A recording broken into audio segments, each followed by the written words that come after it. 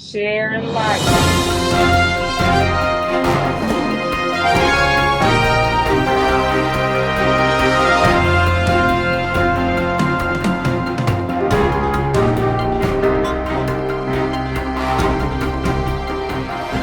Poem 101. Wife-in-laws.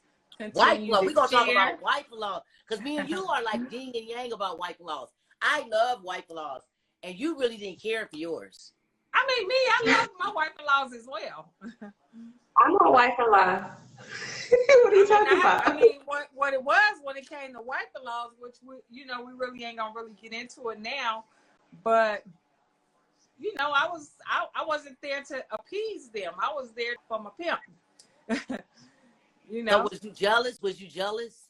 Of course not. Jealous of what? I was the bottom bitch. So why would I be jealous? Like, did you get jealous? We always had 5, 6, 10 wife-in-laws. I know he stayed deep.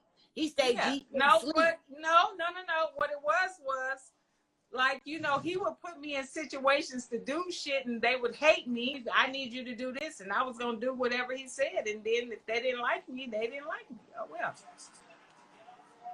It comes with the territory being a bottom bitch. Bentley baller. Just saying, I love my wife-in-laws. The more the merrier. Because I was like, this nigga got bills, $20,000 a month. The fuck? I need some motherfucking bitches because my jaws hurt.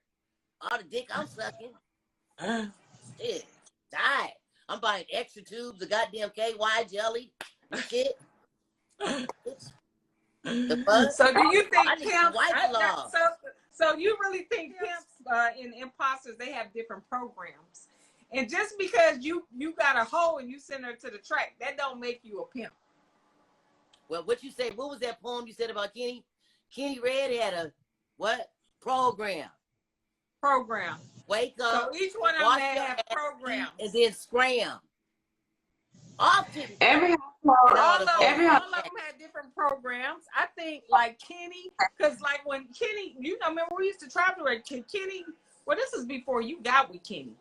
Kenny, right. That's when he had he had the Carla, he had the dream team. Right, and we was in DC, and it was him. I was with Double D.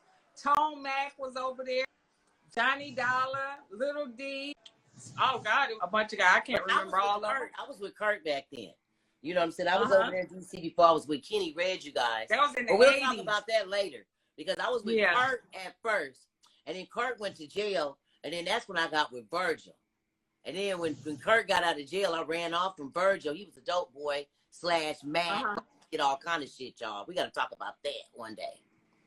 And then, then I got back with Kurt. So let's get this. Don't get it twisted. Virgil never knocked Kenny for me.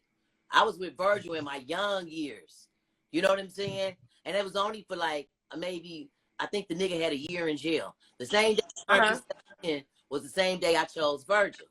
And then when the nigga got out of jail, about a week, 2 weeks before he was getting out of jail, I ran off from Virgil and got back with my ex-folks that, let him rest in peace with the ancestors. Kurt Good out of Berkeley. You know what I'm saying? So ain't no pimp ever been served for you about you? Kenny served Kurt. But you wasn't with Kurt, though. I was with Kurt. I went back to Kurt. Okay. I was with Kurt. He went to jail, to federal penitentiary. So he served him in jail. No, he didn't even serve Kurt. You ain't even listening. No, you said that he served Kurt. You ain't listening. You need to just slow down, bro. Okay, I was with Kurt. Kurt did some fuck shit. And the same day he turned himself in to the federal penitentiary for a whole year, I got with Virgil that same day. And then 2 weeks before Kurt got out of jail, I ran off from Virgil and went to Anaheim. And then Kurt came to Anaheim and got me. And Brad snatched me up even though I wanted to be with him again. You know what I'm saying? Because I got away from Virgil. Okay, so then after that, I was with Kurt. Kurt got sick, y'all. So I was with Kurt for some years. Kurt got sick. I remember that. When Kurt got sick and shit, I was with Kurt. Then that's when I got with Kenny Red. Virgil ain't got nothing to do with this. I was with Kurt for years later after this incident happened. After that, when I got back with Kurt, he got out of prison. Me and him went cross country on a world tour. You know what I'm saying? Yeah. And so we was out of town. We was gone for years. You know what I'm saying? And then, you know, he got sick. Then we went back to California. Uh-huh. And then I was like working in San Francisco and shit. And Kenny Red used to be seeing me. His bitches used to be like, look at this bitch out there. She be dancing, rapping, and she's a red bitch with blonde hair. And Kenny Red was like, get that bitch. And he got me. Yeah. So that's how that happened. And so he served. He served Kurt the news. He served the news. Kurt. He was like, man, I hate to do this, man. He was like, man, I hate to do this, man, but I got the blonde head bitch. Yeah. And I was with Kenny. But Kurt was sick then. Yeah. And he passed shortly after that, didn't he? Yeah, about a year later. Not even a year. Like about now, I didn't kill him though. But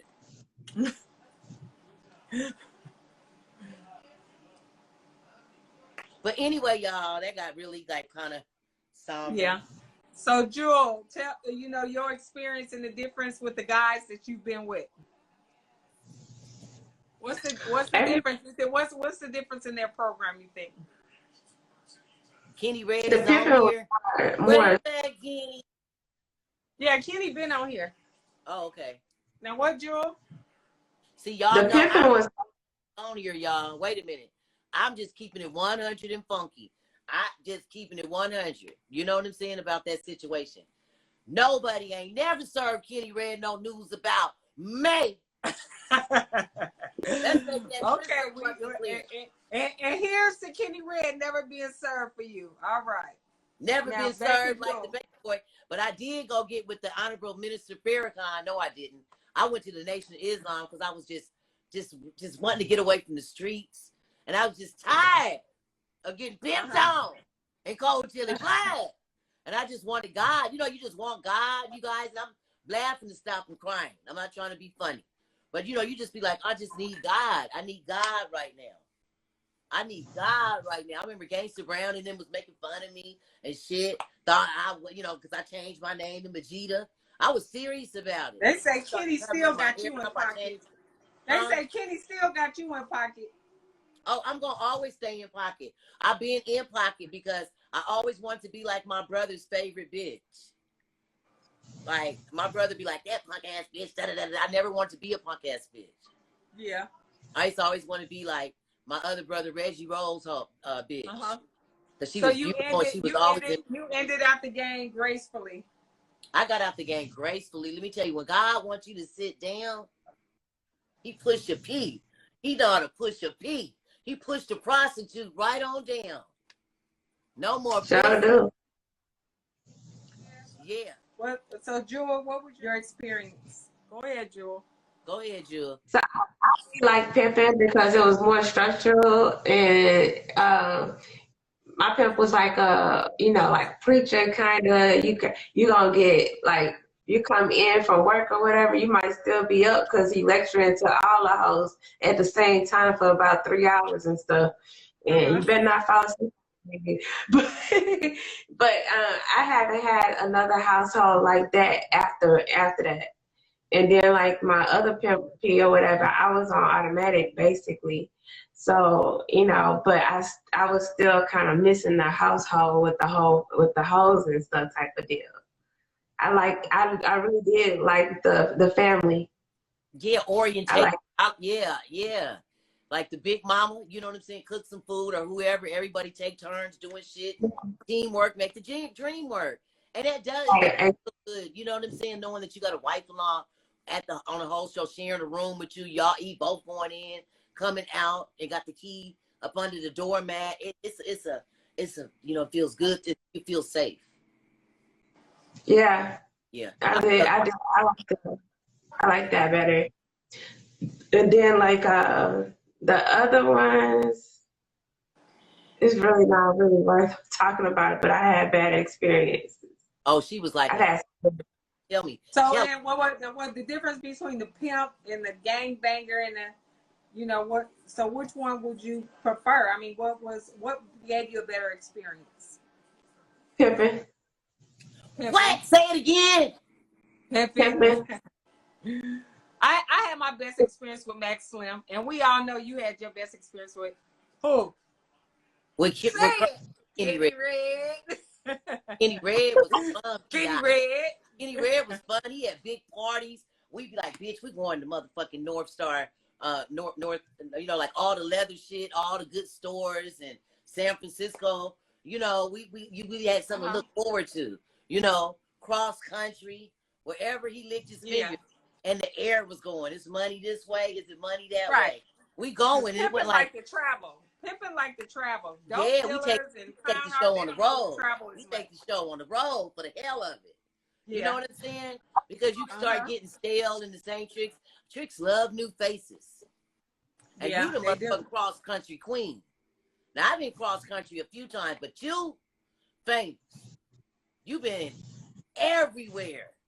I know. Like I had my time. I had fun, man. And it seemed like once I start, you know, late now that I'm older, that's the younger brides, they don't really respect me, you know, because they went, you know, they don't get it. You know, they don't really understand. The whole they don't really understand. I paved the way for them, you know. Maybe one day they'll understand, but I don't give a fuck. Right. Well, you know what? You know what I used to hear? When I first started hanging with you on the track, they're like, "Ah, man, she's about to get some money. She hanging with famous." Shit, that's how I used to get all of this. And that's what it be. It's always been known to get that motherfucking money, breaking it down, making that money to this day. You know, making that money. You know, and I think that's where the hatred and the jealousy come from. Because I am an older 304 and I am a renegade.